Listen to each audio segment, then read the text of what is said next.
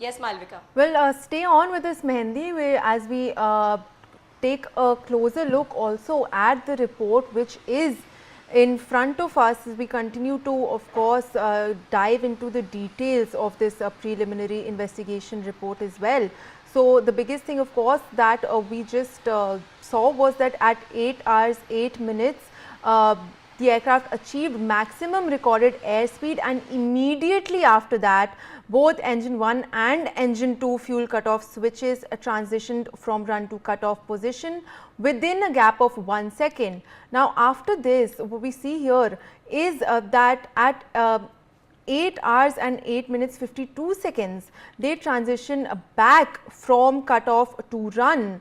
However, at 8 hours and 8 minutes 56 seconds, which is a gap of just 4 seconds, engine 2 fuel cutoff switch also transitions back to run. However, what was noticed here was that while engine 1's core deceleration stopped, reversed and started to progress to recovery, engine 2 was able to relight, but it could not arrest core speed deceleration and reintroduced fuel repeatedly. So, engine 2 is what we are seeing here, was not able to recover, at 8 hours and 9 minutes 5 seconds, one of the pilots transmitted Mayday, and at a gap of just 6 seconds, we see that the EAFR recording stopped.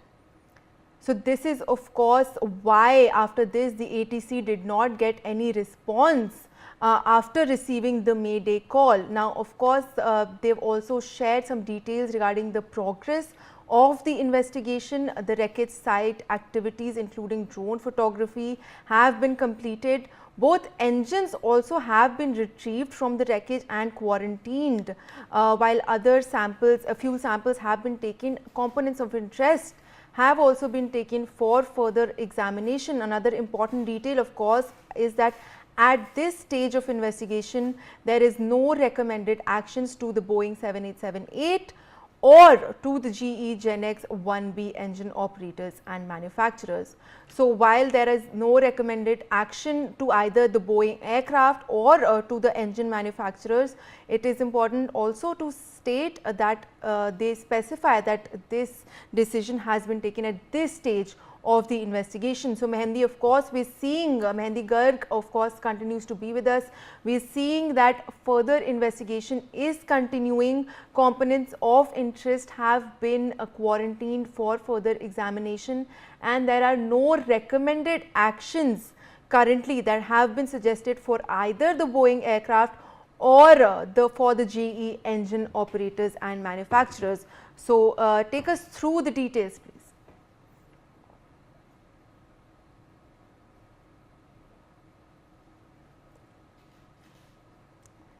Yes, Mehendi, can you hear me?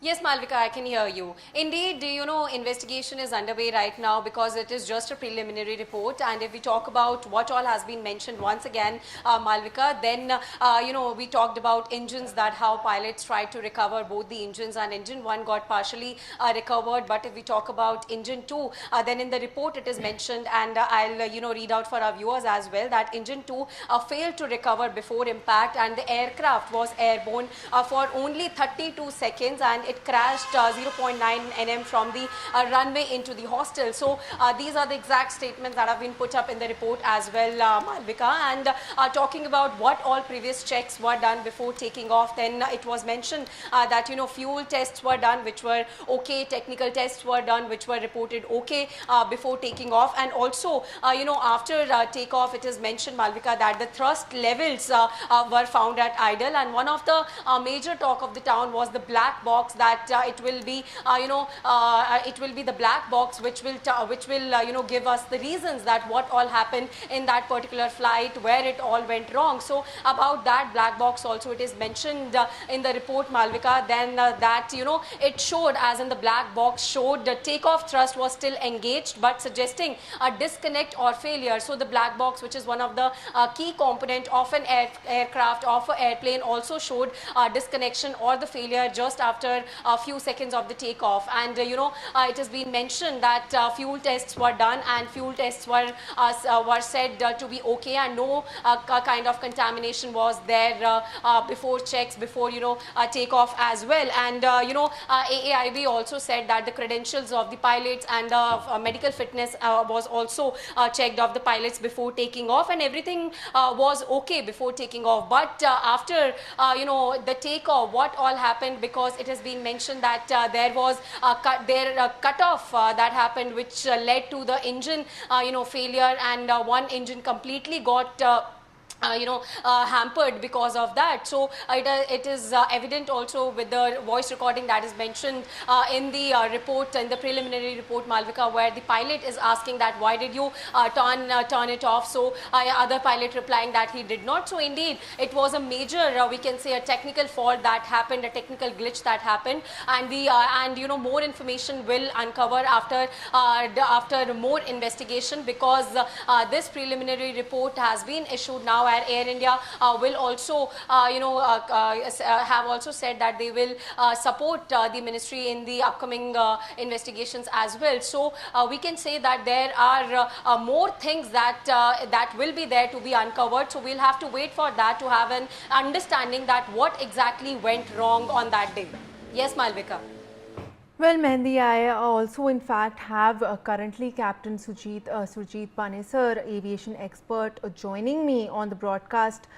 So we continue to take a detailed look at the report in front of us, and of course we're tracking that the biggest takeaway is that both fuel engine switches, the transition from run to cut off. And AAIB has of course also stated that further investigation is ongoing. So what are some answers that we should expect, and what answers should we seek also as the investigation continues?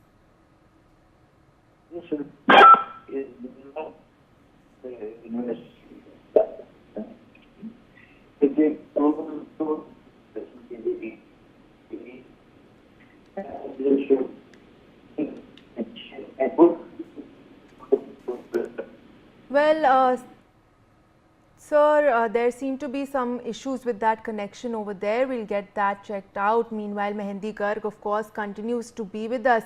Mehendee, what are the further details that you're tracking currently? Big statements coming in from Boeing and Air India. Also, Air India has of course stated that it will not, while it is cooperating in the investigation, it will not comment as the investigation is still ongoing. So of course, what are the details that you're tracking now?